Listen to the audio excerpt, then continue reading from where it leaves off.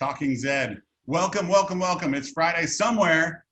You found us, Zombie Nation. It's Talking Zed. Tonight I have a fantastic duo of actors, two for the price of one. Before we get into that, hey, thank you for finding us in Zoom. I hope you're doing well in this quarantine. It's kind of crazy out there.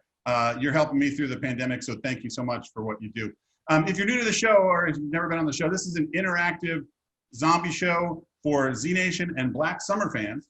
And if you look at the bottom of your screen, you're going to notice that there is a little button with a Q&A. And if you click on that Q&A button, you can ask a question of our guests. If it's a great question and you like the question and you say, hey, I saw that someone else did the same question, you can give it a thumbs up just like this, bam. And that question will rise to the top of the heap. And that way, maybe I'll just see it and ask it on air. So enough about that. Thank you for joining us. Fan favorites. We put out an APB. We wanted to know who you guys wanted to see in the Zoom. And these two guys are always on the list. It is Skeezy and Sketchy. That's right. Mark Carr and Doug Dawson are joining us in the Zoom live right now. Hey, Mark. Hey, Doug. Are you guys there? What's up? Hey. Hello. Oh, hey. What's up, Mark? How are you? I'm okay. I'm hanging in. How you doing? Where are you guys zooming in from? I'm zooming in from Cleveland. All right. How's things in Cleveland? 3 hours in the future is just fine. Right on. And Mark, where are you? I'm in Kashmir, Washington right now, and it's hot as hell. So where is that in relation to Seattle and Spokane? Kashmir, let's see. Kashmir's about a little over 2 hours away from Seattle. It's kind of by Leavenworth. It's like a weird Bavarian town. It's one of those towns where, like, if you actually have somebody like who is Bavarian and comes to that town, they're like, what the hell is this shtick? But like we as Americans buy into it and love it, you know what I mean? It's one of those towns. That sounds like a place to spend the pandemic. And Doug, just like Cleveland, Same way. How is Cleveland? Cleveland's good. Cleveland. I unfortunately I've spent a good portion of the year here with work. Unfortunately, not acting work because nobody's acting right now. But I've not got to really explore Cleveland. Everything's been, shut down. Right on, right on. I actually thought you were joking that you were in the comfort of Spokane. No, I'm really seriously in Cleveland. I'm actually in Cleveland rock. I thought it was a joke too. I love it. In the Zoom, you can be anywhere you want. You can just zoom right in. Okay, then now I'm in Hawaii. There you go. You're in Hawaii. Hey, guys, let's set the stage a little bit. It's 2014. You guys are actors in Washington State. And how did you guys first hear that this little show, Zombie Nation, was coming to town? Mark, why don't you start? So I got a call from a casting director. That's how it started. I was reading for Doc originally, and then it just ended up being like, naturally, of course, Russell is Doc, and they ended up reading me for this guy named Sketchy McLean, some weird swindler dude. And I came in and threw out like 1,000 ideas to everybody in the room, and they were probably like, who the hell is this actor? I was like, what if he does this? And what if he does that? And I think they liked that. And so that was, I think, one of the things that maybe landed on the radar, helped me land on the radar. And Doug, do you remember what the ad for the show, like what was the breakdown when it came out, when they were talking about what the show was going to be about? Do you remember that? Not at all. And I'll tell you why mine was a little different. At the time I was a chemical dependency counselor, and I did, community theater, and I had no interest in film. I had no interest in TV. And a friend of mine had an agency, and she said, hey, there's this show coming to Spokane to film. And I figured it was just I didn't know it was a sci-fi show. I didn't know it was going to end up on Netflix. So I'm like, yeah, no, I don't really do that. And she's like, come on. So I auditioned. I did a taped audition, self-tape for Murphy.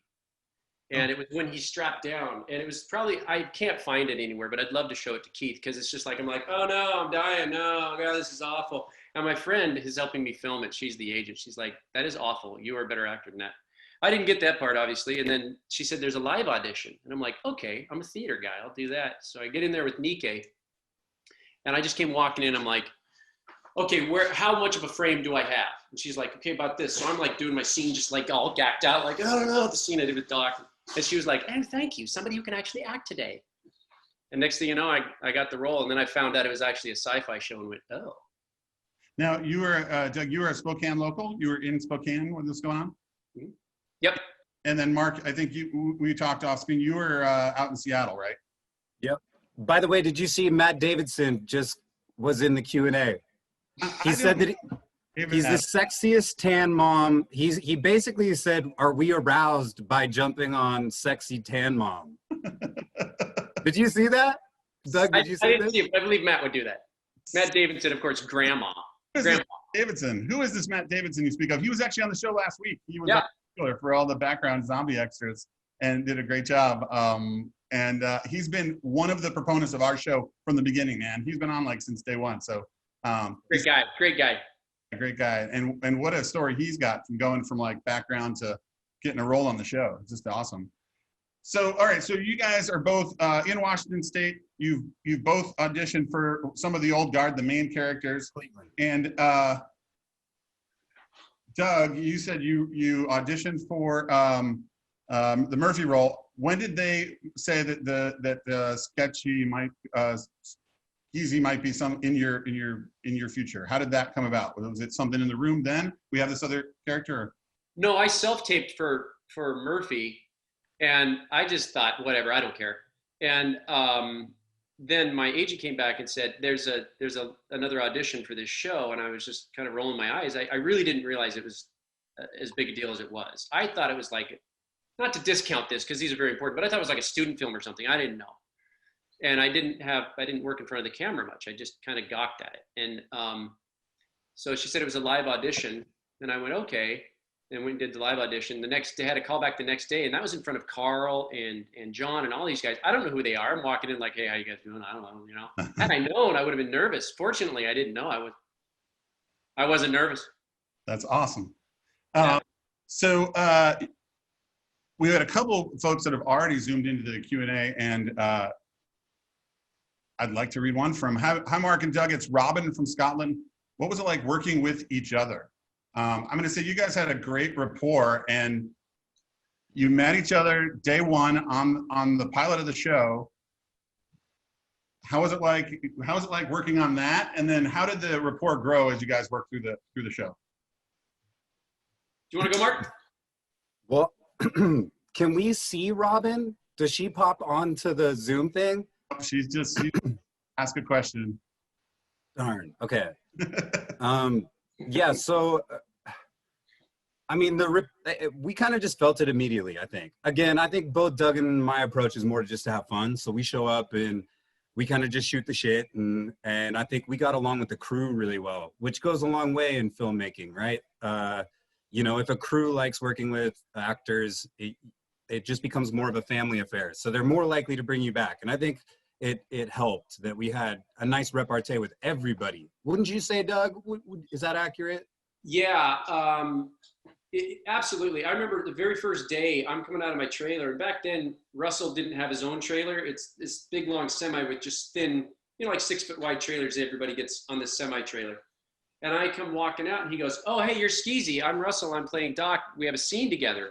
So we started reading that. And then Mark comes around the corner, and Mark and Russell knew each other. And he's like, hey, what are you doing here? And he's like, oh, I'm Sketchy. And he's like, oh, I'm playing Doc. And Mark's like, oh, I auditioned for Doc, you know. And, so we just started. I'm still pissed. We started reading the lines together and just started working, you know, running lines together. And yeah, I think, you know, eventually, like by the time we came back for episode 107, I think by the last 2 days of shooting, Mark had been staying somewhere, and he just ended up staying in my apartment. You know, we were like, dude, let's just hang out. And yeah, we clicked. We got along really well. And it's I think it's like Mark said, it's a similar approach. And I would like to echo what Mark said.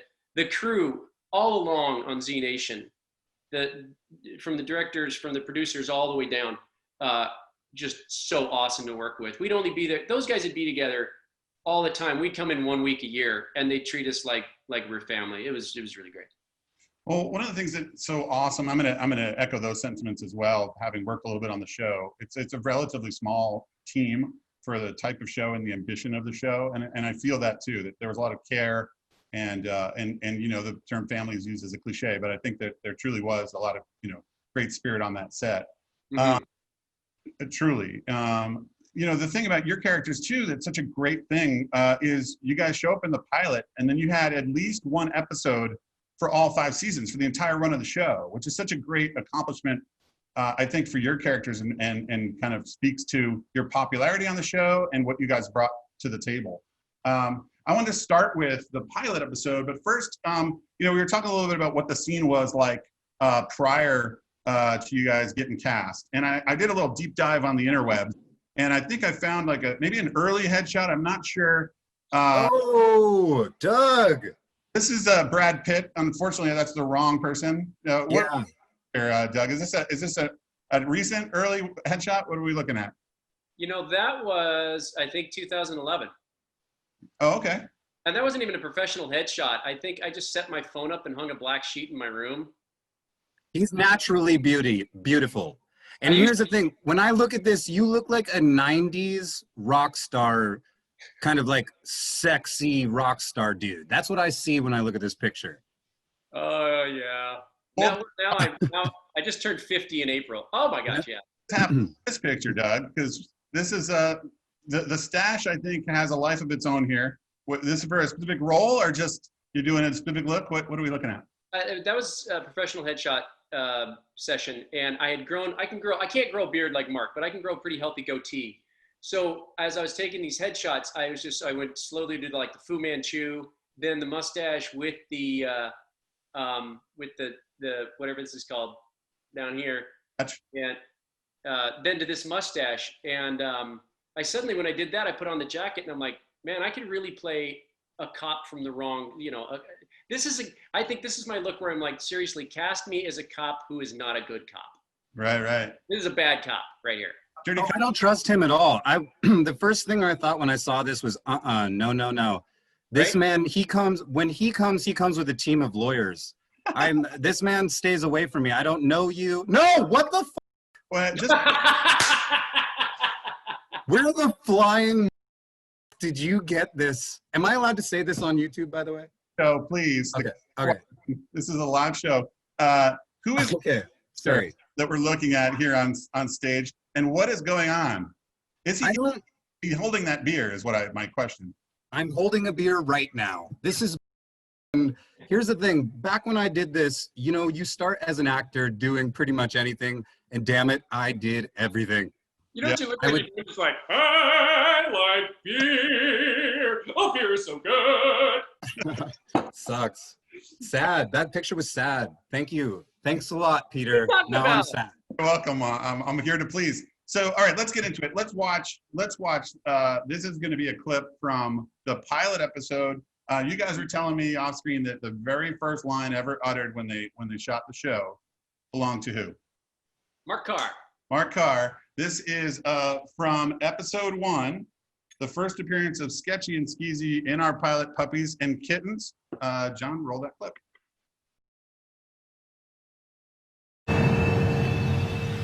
Well, if availability of ammo is all you care about, then the 22 is the way to go. But you really want to make an impression? Check out this smoke wagon. You can really make a Z's day with this. Now, the 22, that'll kill a Z, but it's going to be about 2-3 shots before the thing's down and dead. This baby, you stop a car with this. I was thinking something more silent, like a club, and sharp. Yeah, I like how you think. Silent but effective, huh? Okay. Check this out. Made it myself. I call it the Z-Wacker. You start with an aluminum bat, then customize it for the task at hand. Wow. It's light. The spikes are hand cast from beer cans. They're long enough that they kill the brain, but you can still pull it out. Because nothing is worse than getting your pike stuck into a Z's skull. Because then you got to drag them down to the ground, you got to put your foot on their chest, and you got to yank the thing out, and by then you're dead. You know what I mean? Sure do hate that. How about a straight across trade? A dozen of these aspirin for a dozen of these reloaded 223s. You can't kill a zombie with aspirin. Well, you can't kill a fever with a bullet, and they ain't making any more aspirin.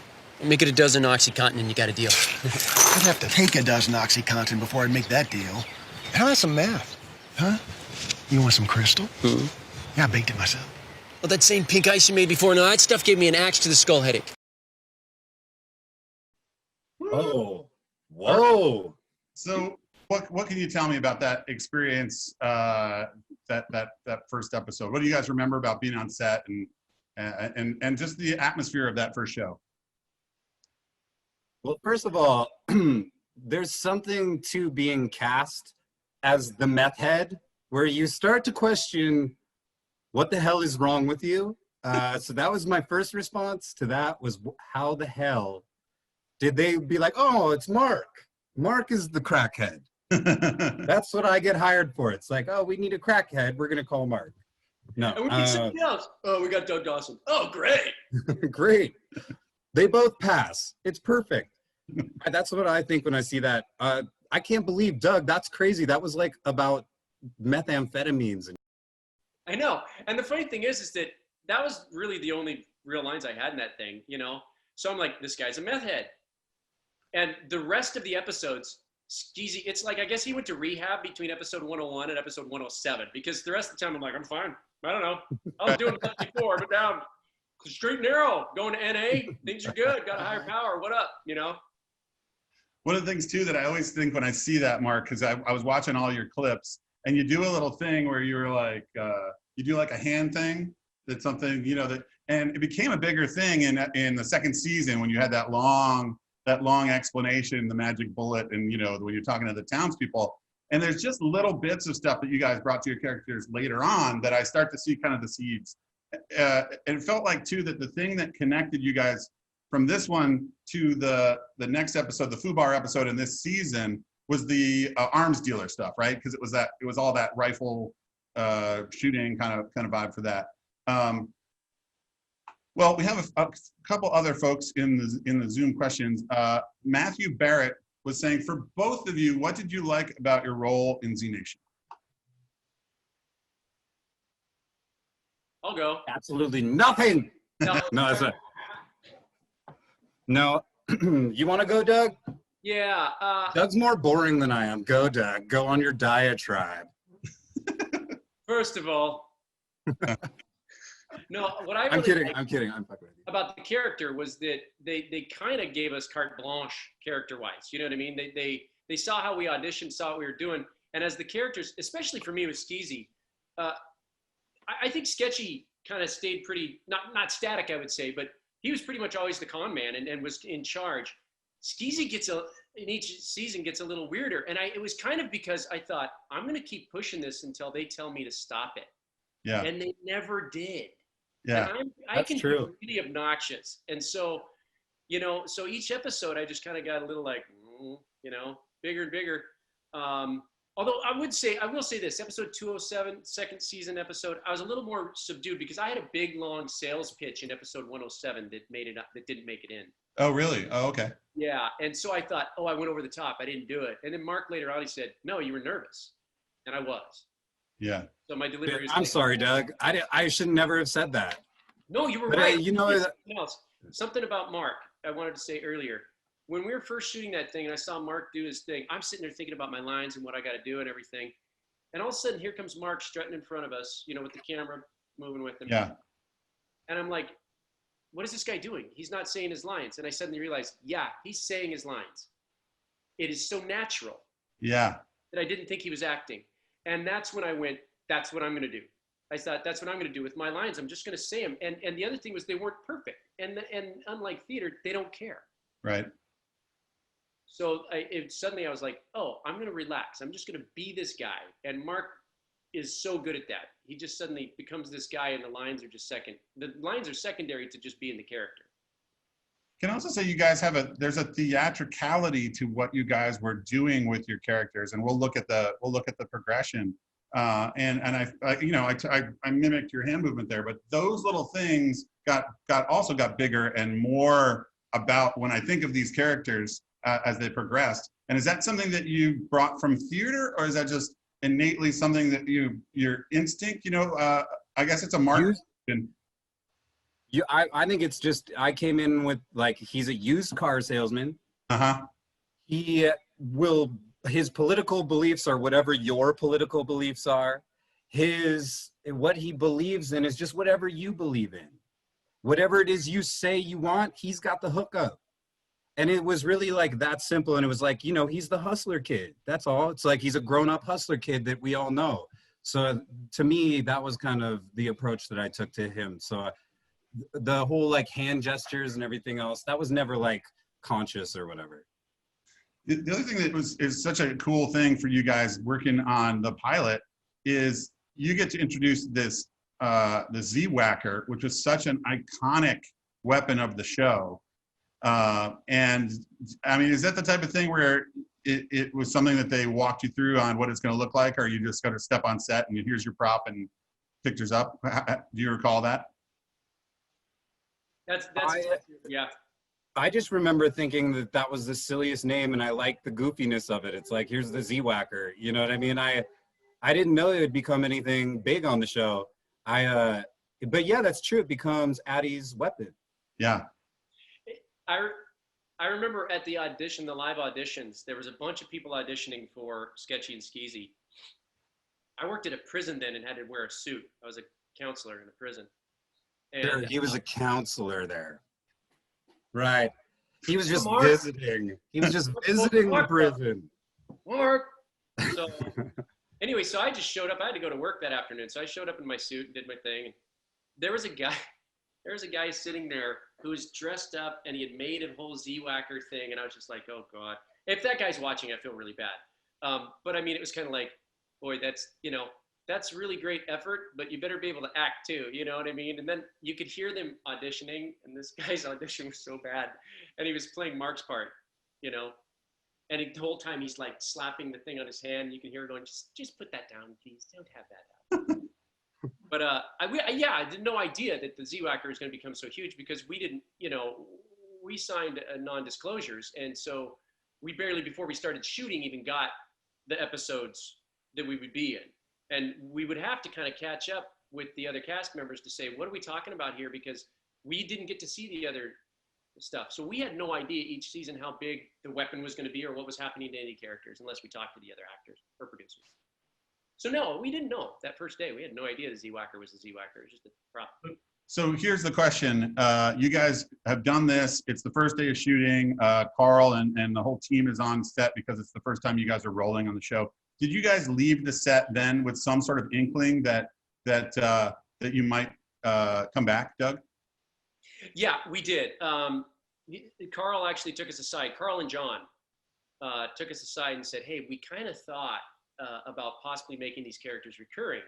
Would you guys be interested in coming back? And of course, we're like, of course, I think we both jokingly said no, actually. I think both of us, our first response was, nah, no thanks. And then Mark, after they walked away, Mark looks at me and he goes, don't get your hopes up. Doesn't happen. They're saying that just because they're trying to make us feel good.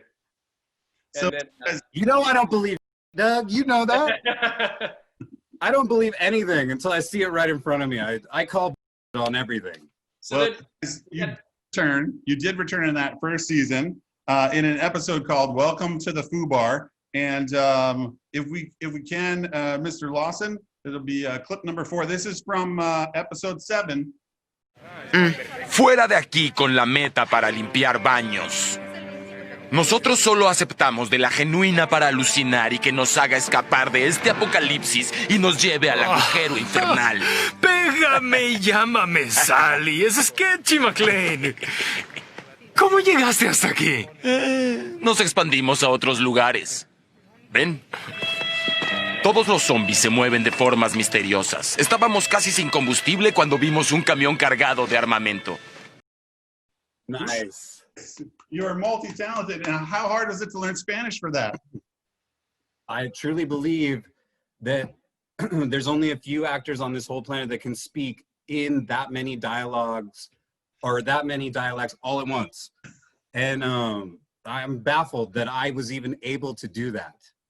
It's incredible. what is amazing is that his mouth was moving to the English words. Why didn't they hire me to do the Spanish? Now, I understand that I don't speak Spanish, right? But let's say you get a coach with me for a week. Think about right? it. Think about it. I think that would have been preferable because then I could have matched the emotion to it. But I like where they went with it. He's arguably a better actor than me. You know what? The guy from Spain that was hired for his voice is better at acting than I am.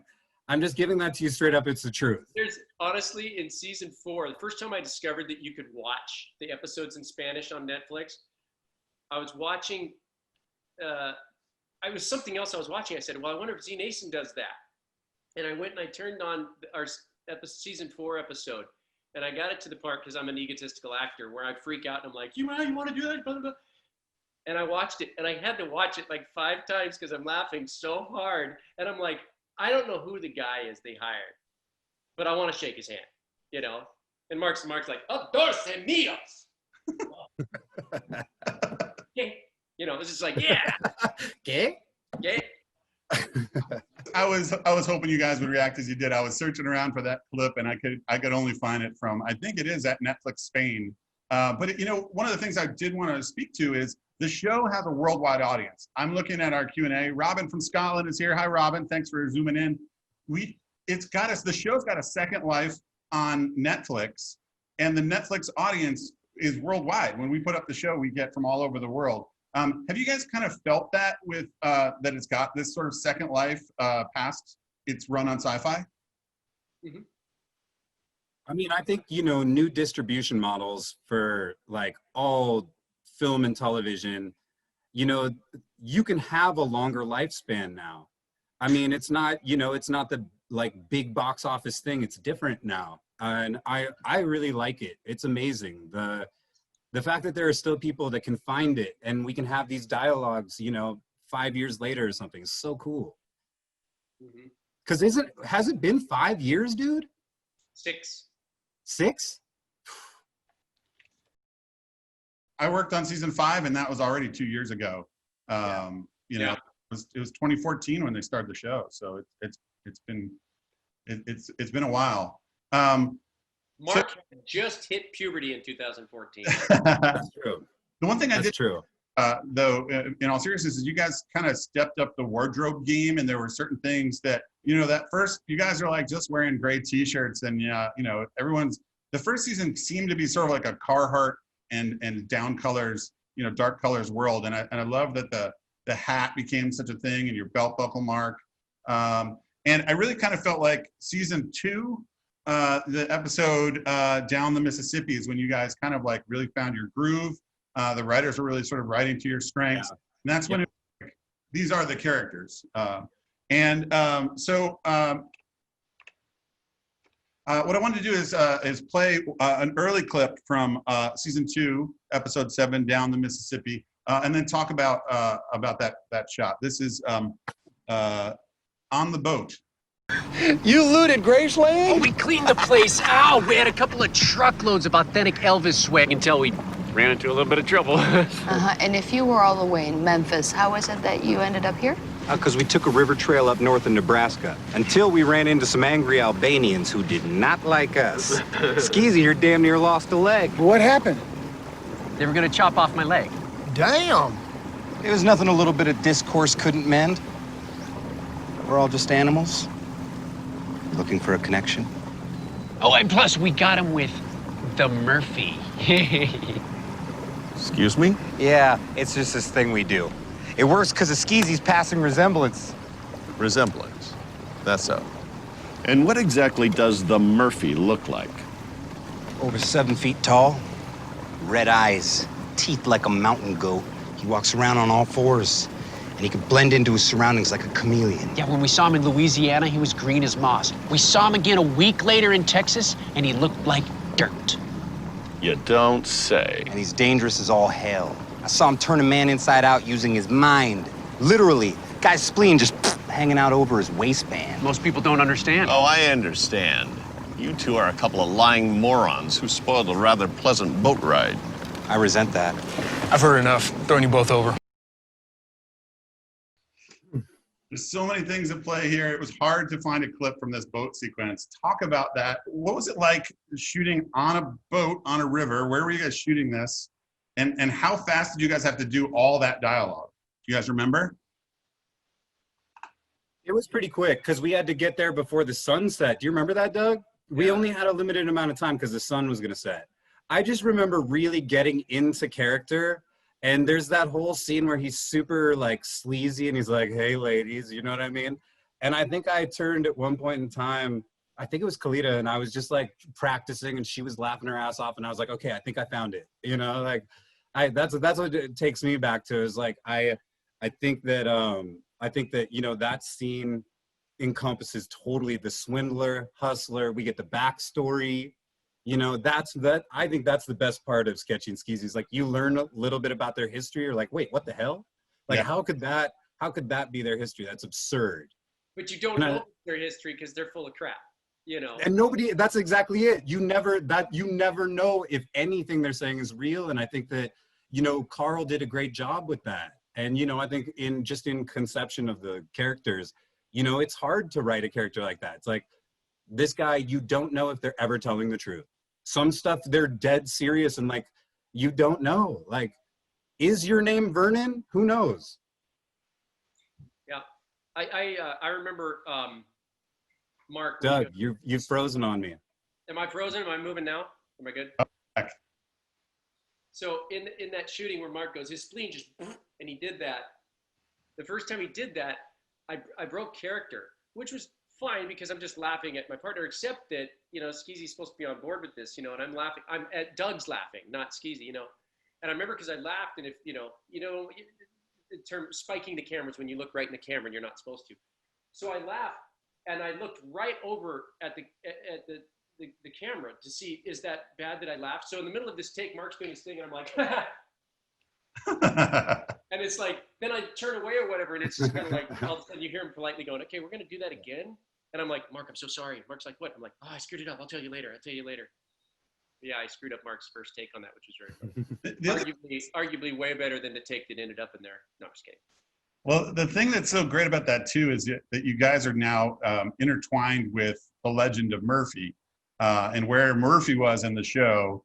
At this point on the show, when you guys are coming back from the second season, you guys are like fully engrossed. I mean, I'm assuming you've seen all the episodes of the first season and really kind of know where the story's going, as opposed to, you know, walking in cold or coming in on another episode in the first season when it hasn't even, was it airing by the time you guys had shot the seventh episode of the first season?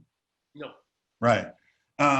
So I just felt like it was such a great thing that you guys were now incorporated into that overall arc of who this guy is, Murphy. And the last thing is, and I apologize, Doug, if they did explain it, but I love the fact that you're tarred and feathered, and kind of like is it thrown away? Do you guys even explain why? It's really not.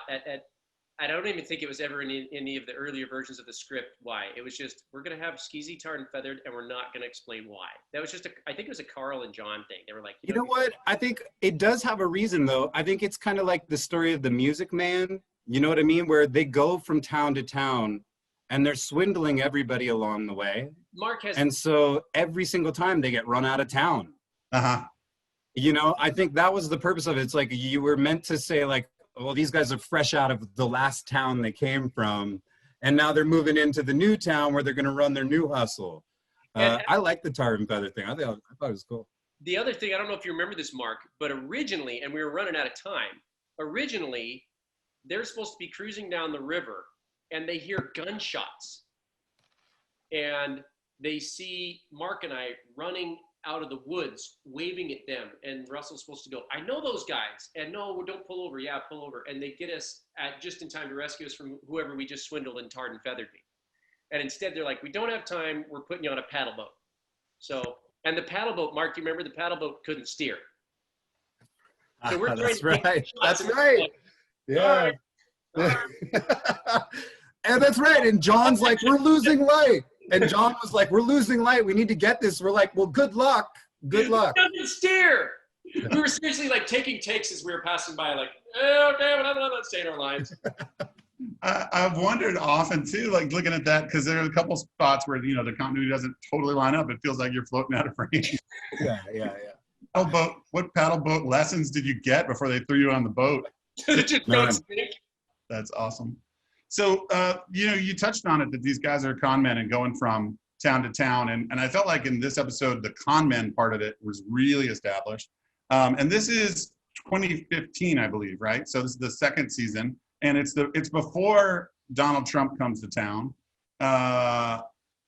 And when I was looking up this next clip, it literally was listed as a speech that Donald Trump could have said. And it's the courtroom scene in Yes.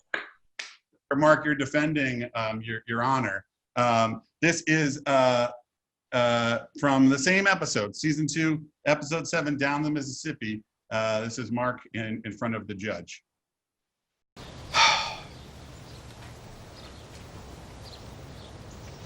The path to truth, it's not a straight line. It's squiggly. One man's truth is another man's fallacy. And heretofore within, bear with me here, I am reminded of the case of Dred Scott versus the city of Sacramento. We all remember that one, right? I mean, who doesn't? Or Terry Bradshaw versus the state of Oklahoma. Hello, ring a bell. Objection! Stop interrupting. See, it's not my job to educate you on legal precedents. That could take all day. But it is my job to illustrate just how the accusers have attempted to defame and slander myself and my clients by executing some kind of fancy flea flicker on the fine citizens of this great town. I don't believe in the hidden ball trick like these guys. Now, if I'm going up against an opponent, I'm going right down the middle. He's gonna see me coming, by God, because I like my steak rare. Yeah. I like my whiskey straight up. Woo. I like my cars fast and my women rough. Yeah. Woo. I'm an American, North American, and I don't apologize for that. No. Yeah. I put my pants on one leg at a time. Thank you very much.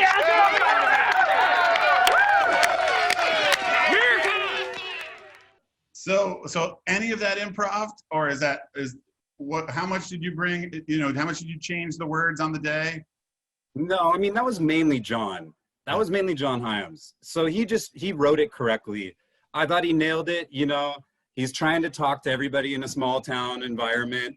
He's going for all the football references, everything about like rough women and steak. And the truth is he doesn't know what the hell he's even saying. And I think that, that's the beauty of that character is he's hoping that as long as he keeps talking, they'll buy it, right? It's like, if I make a mistake, I just keep talking.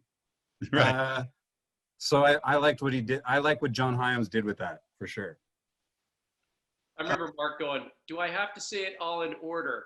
They're like, no, just get all that stuff out there. That's right. Yeah. Mm-hmm. There was like a little bit. I think there was like a couple of like run-on ones where it was like, hey, John, can I riff on this? Little did I know they would like keep it in a single take. You know what I mean? It's like, I thought they'd cut around those, but it's fun to see it. That was you, wasn't it? The chemtrails in the sky, wasn't that you? You added that line? Yeah. There were a couple of like that, but it wasn't anything. It was all based on what John was doing. Yeah. So I was just like, if I keep riffing on this concept, maybe you'll get more footage. So it was just like an actor talking to the director saying like, I know you're going to want stuff to cut. Like, what if I gave you this and this and this? And he was like, yeah, okay. So I think, like that's another thing that they bring us back. Cause I think we talk to him like that too, Doug. I think we like care. I mean, we're not just like terrified, like not knowing what to do. I think they brought us back cause we asked those questions, it's like, we really cared. I don't know. I don't know why they brought us back. I'm still baffled. Well, I felt like too that like, again, I'm going to go back to like, theatrical training, but you certainly were playing to the back of the room, right? Like, you're playing to that last guy in the very back of the crowd, which really comes through, which makes it such a pleasure to watch because you're like, you're connecting, you're obviously connecting with these rednecks on some sort of level where they get what you're saying, even though you're saying nonsense. And again, I'm going to come back to this is 2015, before the rise of Trump. And there was an episode in season 3 that you guys did, which we're going to talk about next, which really was during the campaign and really kind of harkens to Donald Trump and his rise. But before we do that, if you guys wouldn't mind, I'm going to step away. We're going to do a quick promo for next week. So if you like what we're doing here, I hope you do. Hey, thanks for joining us. Next week, Stock, a producer and a director on Z Nation, and she was also one of the producers on Black Summer on Netflix. She's going to be on to tell us all about her time directing and producing on Z and how it was up in Calgary to get that Black Summer off the ground. We've talked a little bit about Black Summer with Carl, but I know you guys are asking for Black Summer, so we'll be talking to Jody next week. Join us here, same Zoom time, same Zoom channel. So guys, we were talking a little bit about the rise of Trump, and that speech exactly that we just showed was listed on YouTube as a speech Trump could have given. Talk to me about this this episode in season 3. What was it? The election day. Set us up a little bit about what we're going to look at. What's going on with what's the latest and greatest episode for Skeezy and Sketchy? What's their latest con when we join them in season 3?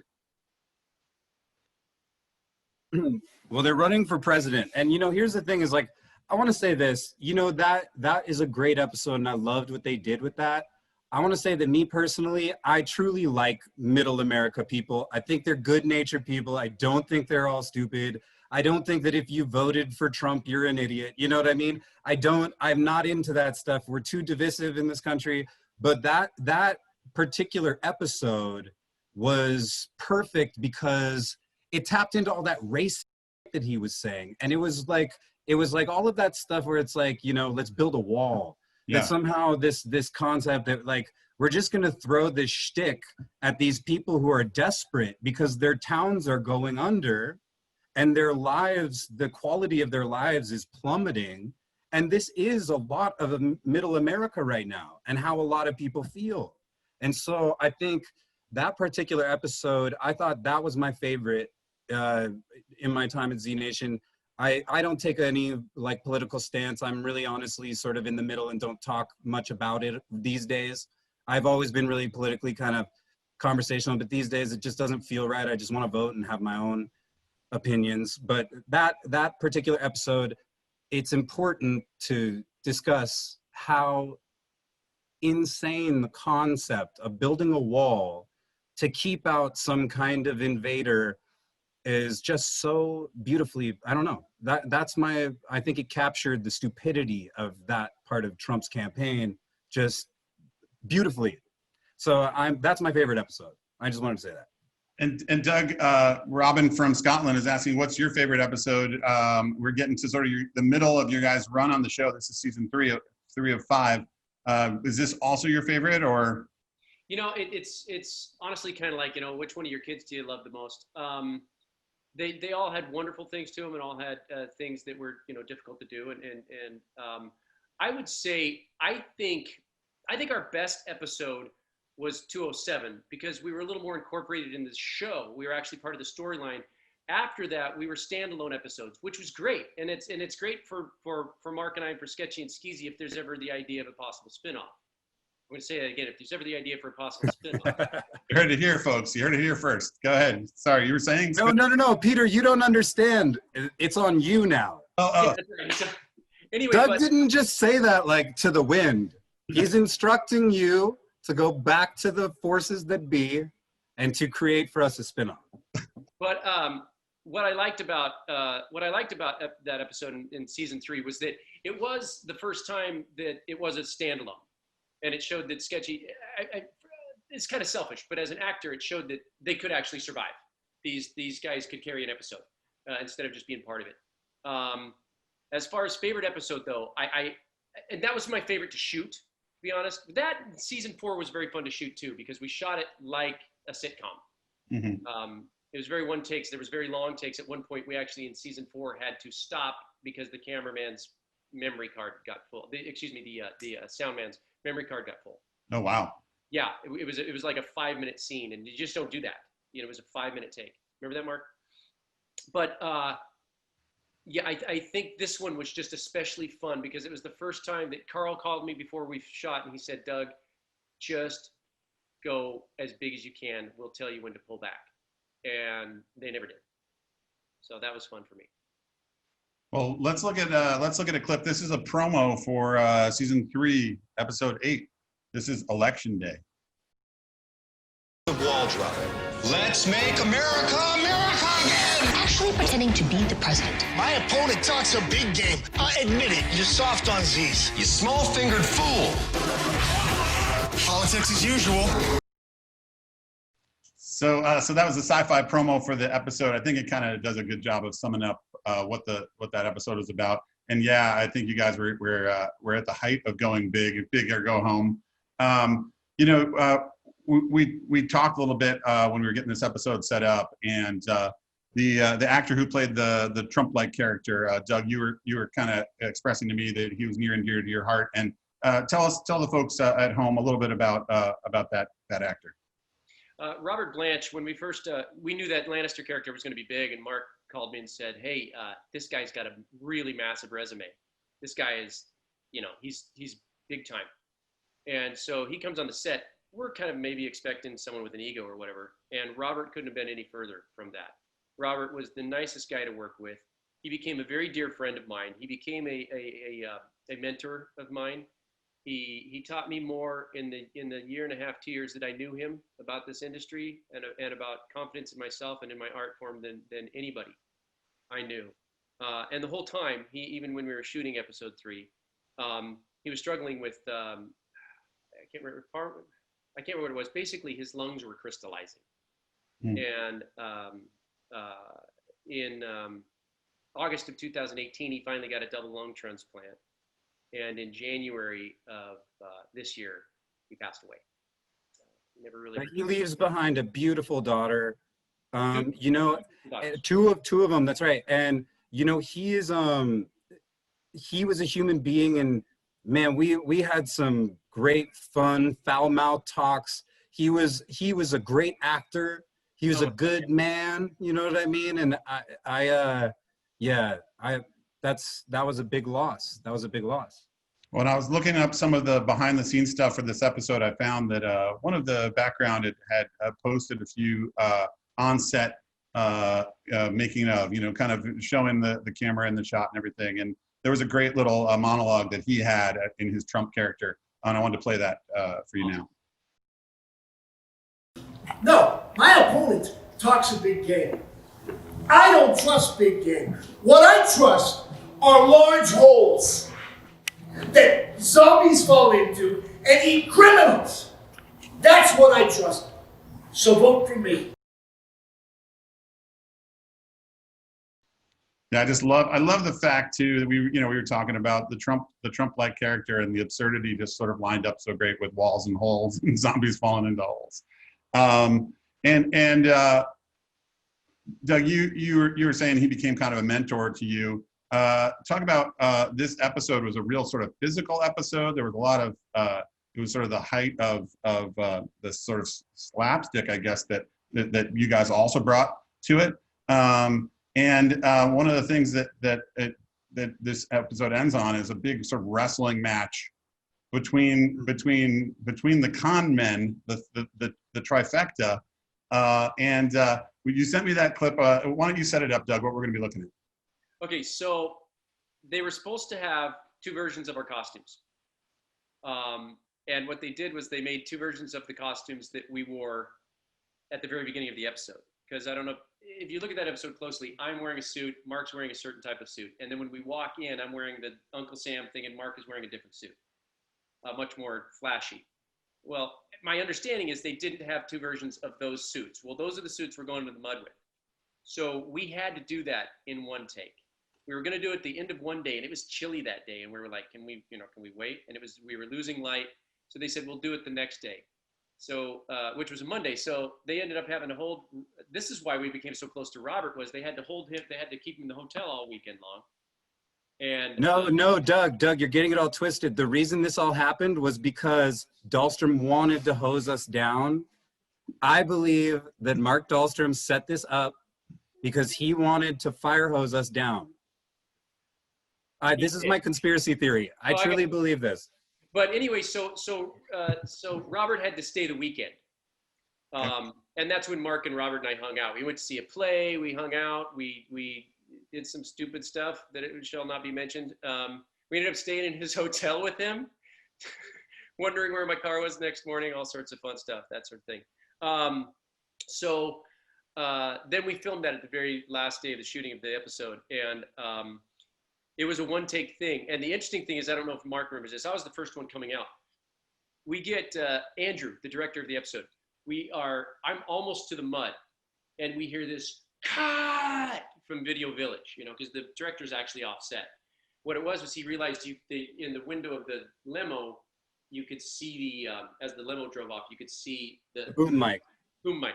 So he says, stop. I have to jump over the mud puddle. Mark screeches to a halt with almost falling in there. Robert's behind us.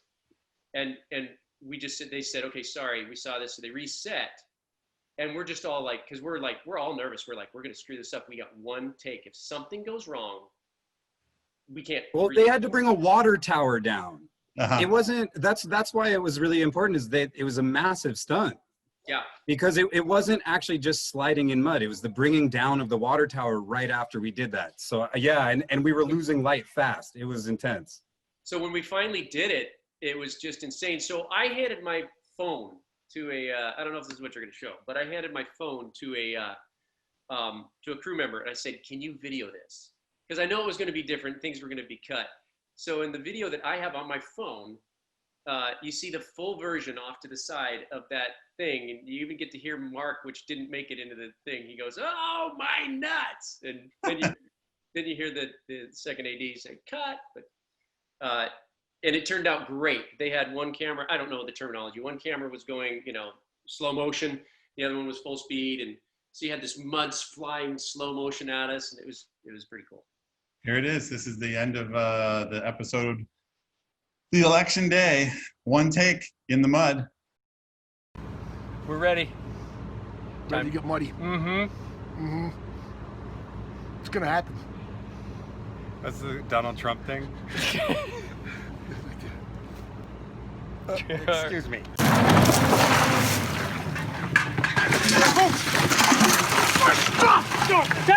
Get off of there! Hey! Mom! Get the loot! Grab the loot! No! Grab the loot! I got the loot! Get out! Ah, my nut! Cut! Well done, well done. My nuts and cut. That was so awesome. That's really cool. That's really cool to see footage of Robert. I know, I hadn't seen that in a long time. That's a big deal to me. Thank you, Doug. That's cool. I'm glad you guys took the time to talk about him. Yeah. Well, guys, we're getting close to the end of the show, and I wanted to touch on, we said you guys had one episode in every single episode, and we've just got to season 3. So season 4 was a really kind of crazy episode. Give me a little bit of setup about what's going on in this barbershop, and where your characters are at when this is going on. Oh my God, Doug, you want to take this one? You know, it was really funny. Abram Cox wrote this episode, and he was calling me as he's writing it. Oh my God, I got to share this with you. You guys doing this, blah, blah, blah, blah, blah. So then I'm calling Mark and going, dude, this is going to be crazy. We're doing the craziest stuff in this episode. And I'm not really tracking with him because he's so excited. He's in writing mode. And if Mark writes, I write. I don't know if you write, Peter, but it's like when you're in that mode, you're in that zone, right? And anyway, and all of a sudden he calls me. It's like 12:30 at night. And he's like, oh my God, Sketchy and Skeezy make out. I can't even tell. I'm not going to tell you, but you're going to find out. You guys. And I'm like, what? We make out with what? What do we take? What? And he's like, no, you kiss. You guys kiss. And I'm like, what? So we get off the phone. It's like 12:30. I call Mark. I'm like, Mark, I'm not sure if Abram was drinking or something, but he just told me that you and I are going to kiss in this next episode. Like, no. So we get the episode, and it's crazy. It really plays more like I said, almost like an hour-long sitcom with a live audience. We actually filmed it in a small, they built the studio. It was filmed, the only time we filmed on the soundstage. They had like the walls would come down, this wall would come down so you could shoot this way, then this wall would come down, and they had holes in the walls. It was really interesting, and we took long takes, and it was very much like a live audience sitcom, because it was one of the few times on Z Nation where it was like, you guys need to know your scenes and your lines from the whole thing, because we're shooting the whole thing in this camera angle. And so that was pretty cool to be able to work with Russell and Keith. And Matt Davidson, by the way, is back on. You see him saying "Tan Mom!" exclamation point. Yes. He just has to get in there every time. What's Matt, up? I see you. Matt. All right. Matt, get off the thread.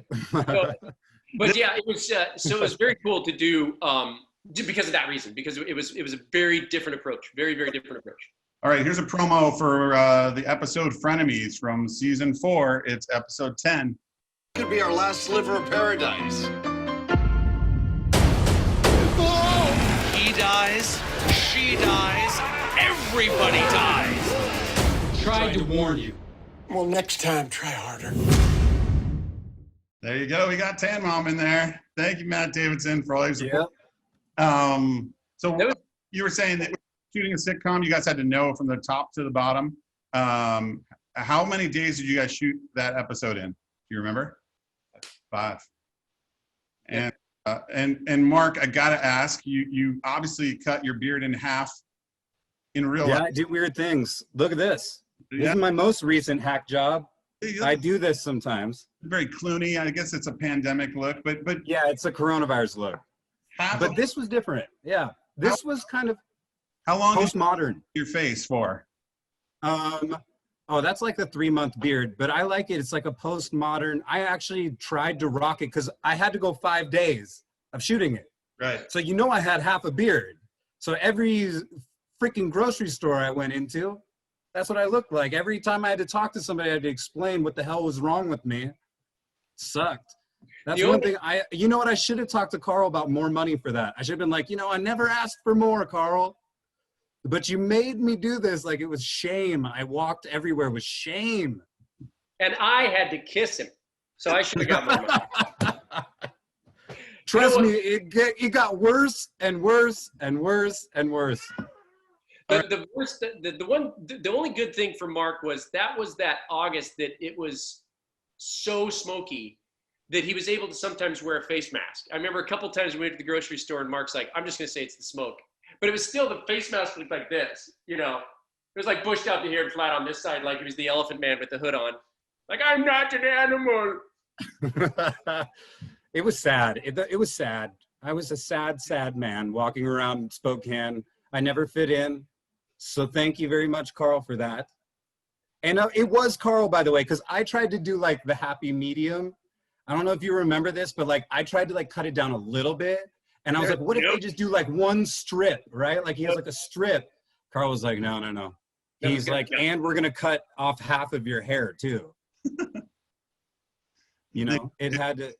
So Robin from Scotland has had this up for a while, and she's asking, Doug and Mark, what was your favorite episode of Z Nation? I think we kind of covered that, maybe 3 or 2. You guys are kind of back and forth on that. Where do you think Sketchy and Skeezy's story would have gone had the show continued? This is a Matt Davidson question. Let me say this first. When the story continues, I see that Sketchy and Skeezy will finally be pursuing their dream of being a dance duet folk act. And that's... Wait, a dance duet while they play folk music? Yeah, let me show you. I'm just kidding. No. Oh my God, please. Wait, can we end with that? No. Peter, you are the director. You tell us how this first episode goes. Doug plays the music though. All right. Let's do it. Doug, grab that thing. Before we get a live musical serenade by Doug Dawson, we still haven't set up season 5, because you guys came back on an episode that I actually worked on. I didn't work on any of the stuff you did, but I was on second unit for this. This is Doc's Stone History. And what were you guys doing in this episode? Kind of set up your part of the episode. We were in Doc's head. He was telling the history and he's stoned. And so we were acting it out. This is honestly, I think, it was only a 1-day shoot. We only had a 1-day shoot this season on season 5. It was probably my favorite day of shooting ever, because they basically just told Mark and I, just rip, just have fun. And a lot of what ended up in that episode was not necessarily scripted. The writer was on set and he was like, dude, just your lines are kind of suggestive. And Mark and I really got to rip as the characters in Doc's stoned head. So it was even more. Who was the actor though? Doug, who was the actor? He showed all of us up though. He was way better than all of us. Remember, he was like, okay, Quaker Oats, man. I don't remember his name, but he came from LA and he was very serious about the craft. And we're like, look, dude, this is a joke episode. We're supposed to be goofy. And he's taking it very seriously. And as soon as they said, okay, kind of rip a little bit. And Ron Ford, who's playing Jefferson, says something. He goes, quiet, Quaker Oats, man. And Mark and I lose our crap in the background. We start laughing our butts off. And that was genuine. That's in the episode. Mark and I are laughing at this guy's rip because it was so, we're just like, Quaker Oats, man. You know, it was kind of like a like-minded sort of, he liked to improvise. So I think, you know, when we get together, like we like those kind of actors. So immediately when he started riffing, it was like, that guy's funny. But he's funny. He's serious in character. It was brilliant. Yeah. One of the things that Russell and Keith both talked to was the fact that on this show, Carl and the writers and the directors allowed for the actors to make changes on the fly. And it wasn't a show like where, you know, you said the line and you throw in like an or something and they're like, stop, back to one, let's do it the right way, right? I mean, there was room to play. And how freeing is that as an actor? What does that do? You know, we talked about, you know, the first episode and sort of like nervousness or maybe even nervousness when you know you got to do it in one take and wrestle in the mud. But if you know that they're kind of willing to play with you, where does that put you in mindset as an actor? Way more relaxed. Yeah. I think if you're, my approach is that if I'm not having fun, even if it's serious, right, there should be some kind of element of you can't wait to dig in, you know, and I think that's important as well. That's important for me. You know, one of the very first things, and I knew this was always going to be a fun experience, was when the very first episode, Mark and I would have to take off. The very first take where Mark and I take off in the van, we take off. This is a really fallen apart minivan that they fixed up. We go taking off down this dirt road. I mean, it's like, right? First of all, they sent us off without a walkie-talkie. So we're just driving. And No, Doug, do you remember this? I turned to you and I go, holy, they're getting such good footage right now. Because we spun out, we were going like 60 miles an hour. We were doing these massive jumps over these hills. And I'm like, oh my God, they have the best footage. And they were like, dude, you were off camera 10 minutes ago. I was so pissed. I was like, no way. It was very, very funny. Yeah, and then another time, like they finally gave us a microphone and we're driving off the second time and Mark's like, we're getting paid for this, you know? And then the next time, like the third take, we come back and we're like waiting for them to say, okay, cut. And all of a sudden they're like, your mic was keyed the entire time on the walkie. So the whole time they're hearing, we're getting paid. There's so much of that though. Like the sound guy knows everything. Yeah. The sound guy knows all. All right, well, that's a great setup for, this is Doc Stone history. Here's a clip from episode 7, season 5. You know, the founding fathers had huge pot farms. Seriously. They were like, man, cannabis rules. You know, these hemp fibers are pretty much good for anything. Rope, banners, printing the Bible, making the U.S. flag, the paper of the Constitution. Yeah, I know, George. I'm from the 1700s, too. I got this strand from France. It's good for gout and migraines and expanding your mind. Oh, and toothaches. Huh? Toothaches, you say? Who's getting icky with the sticky? I cultivated it, but I did not inhale. It smells French. South of Marseille. May I? Sorry, we ran out of matches. Then we must invent one.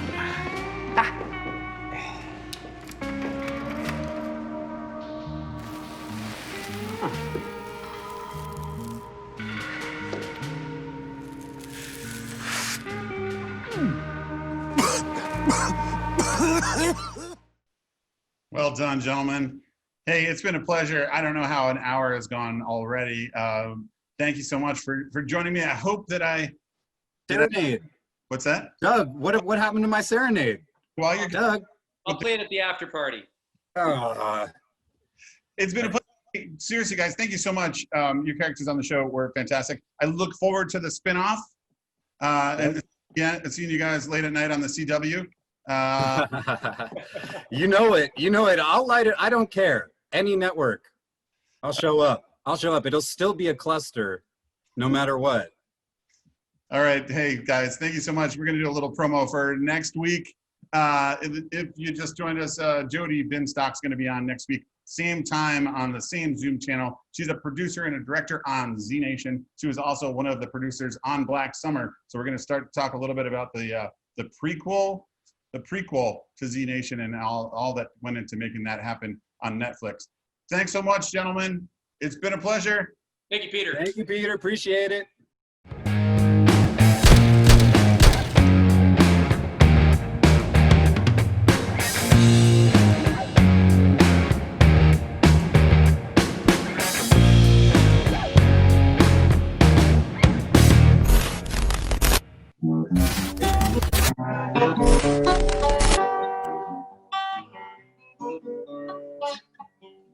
I did a show with Mark Carr.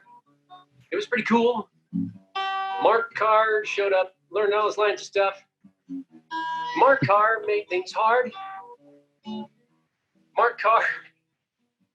I can't think of anything. No, you were going in a dark direction there.